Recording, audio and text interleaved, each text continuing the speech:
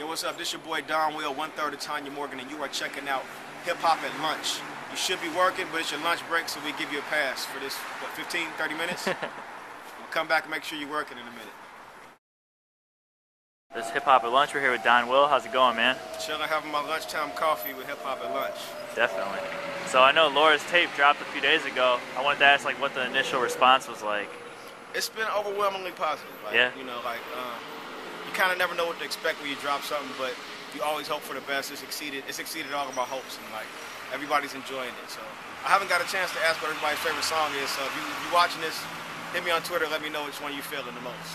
Okay. And do you have like specific goals for the mixtape? Is there anything you're trying to achieve specifically with it? I think I'm just trying to sneak Love Junkie into people's ears. Okay. Love Junkie is like a really personal favorite song of mine. It introduces a kind of new sound for us and for me, just simply because it's the first time outside of Walk My Way or like She's Gone that Aeon has been like the forefront of the production.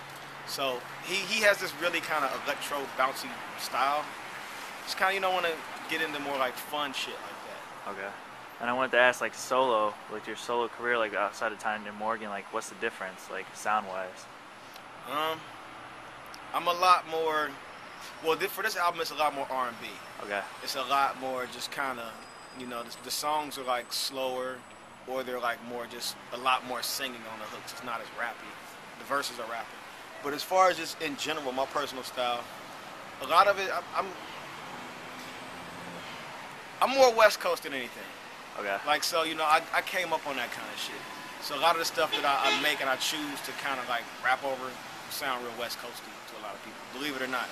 Okay. You still listen to new West Coast guys too then? Yeah, I fuck with the West Coast. Okay. Is there anyone out there you're looking into particularly? The homie El Perez about to drop that Animal Style tape. Yeah. I'm on that joint. That's pretty cool. The homie Mike Stroh, he's crazy. He's on the album. Bad Luck, of course, he's on the album too, but his shit's crazy.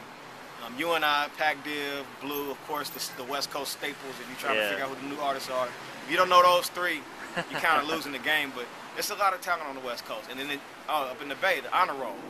You know, some Trackademics, Mike Baker, Josie Stingray, Mox Moore, 108K, Spank Pops, Journer. I could shout out people for like 20 minutes straight up down because I fuck with that. You know what I'm saying? Like, those are my folks. That's what's up, man. The West Coast is definitely doing it right now, for sure. And I wanted to ask about the movie theme for the mixtape and the album. Like, how did that come about? Like, why'd you decide to do that?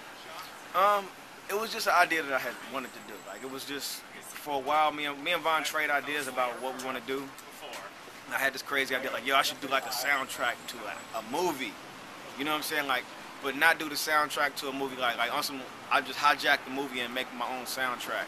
Okay. And that kind of led to me doing an adaptation of the movie. So it's, as opposed to it being a soundtrack, the album acts as a companion piece to the movie in a sense, where it's like, you know, I have the album is guided by skits and it's very concept driven. So the features on the album are appearing as the characters in the movie. Okay. If that's not too confusing. Oh, definitely gonna be something I'm looking forward to hearing, how it all plays out and everything like that. So, like, outside of music, what are you doing for fun? Like, when you're not in the studio, what are you doing? I like to walk. Yeah.